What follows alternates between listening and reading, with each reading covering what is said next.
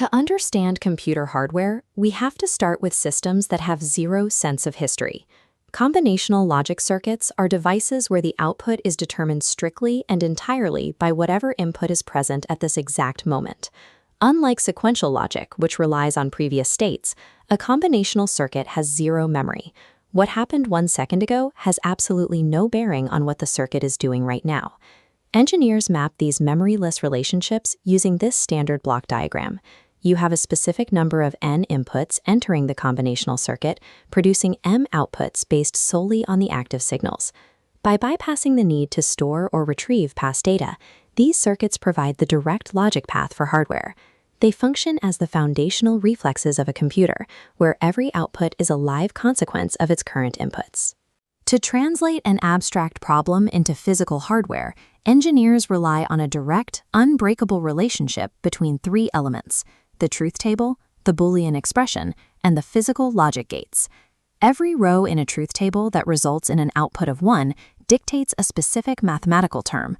By looking at the exact combination of inputs that trigger a high output, we write out its minterm in Boolean algebra.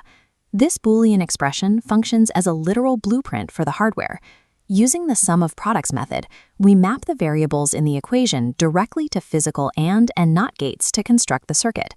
But wiring every single minterm directly creates bloated, expensive hardware. By mapping those truth table values onto a Karnaugh map, we can visually group the ones together. This cancels out redundant variables and yields a simplified Boolean expression, requiring far fewer physical gates. By moving from a truth table to a K-map to a final Boolean equation, we have a universal method for turning human logic into an optimized physical machine. Let's apply this method to binary arithmetic. Here is the schematic for a half adder. An XOR gate calculates the sum of two single bits, while an AND gate calculates whether a 1 needs to be carried over to the next column. A half adder accurately computes 0 plus 1, or 1 plus 1. However, it completely lacks an input pin to receive a carryover bit from a previous calculation. The solution is the full adder. By chaining two half adders together and passing their carry signals through an OR gate, the circuit can now process 3 inputs simultaneously, the 2 primary bits plus a carry-in bit. If we feed 3 ones into the system, a worst-case scenario, the first XOR gate outputs a 0, but the second flips it back to a 1. Meanwhile, the AND gates trigger the OR gate. The final sum is 1 and the carryout is 1. By standardizing this full adder layout into a single repeatable cell, engineers can daisy-chain them side by side to process binary numbers of any length. This is a 4-bit ripple adder, constructed by linking 4 full adders together. But physical hardware takes time to switch. The 4th adder on the left cannot compute its final sum until the carry signal physically ripples through the 1st, 2nd, and 3rd adders. As you add more bits, this propagation delay creates a severe speed limit. To solve this, engineers use a carry look-ahead generator. Instead of waiting for the ripple, this separate logic block calculates propagate and generate signals simultaneously, predicting the carries for all columns at once.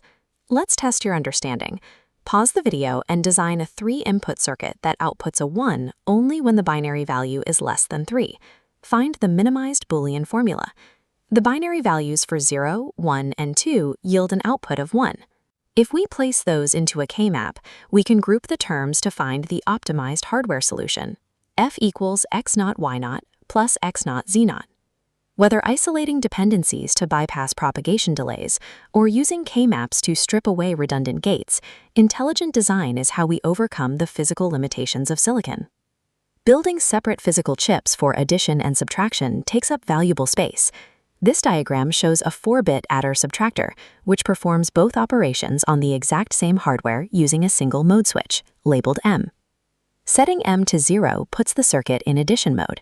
A 0 fed into an XOR gate allows the B inputs to pass through entirely unchanged, and the full adders operate normally. Flipping M to 1 switches to subtraction mode. A 1 fed into an XOR gate perfectly inverts the B inputs.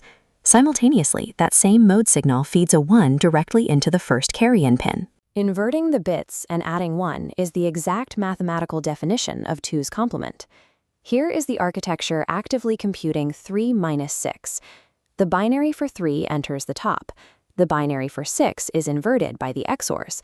The +1 is added at C0, and the circuit correctly outputs the negative result.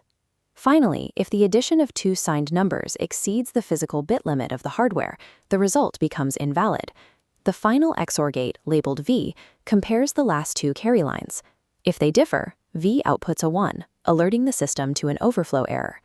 This modular array of gates, handling addition, subtraction, and error detection in one package, forms the dynamic, calculating heart of a CPU's arithmetic logic unit. From laying out the logic in a truth table, to optimizing the variables in a K-map, to handling propagation limits in multi-bit arithmetic, the design process is highly structured. Combinational circuits take static wires and turn them into math engines. Bound entirely by the present moment, they are the essential reflexes that make all computing possible.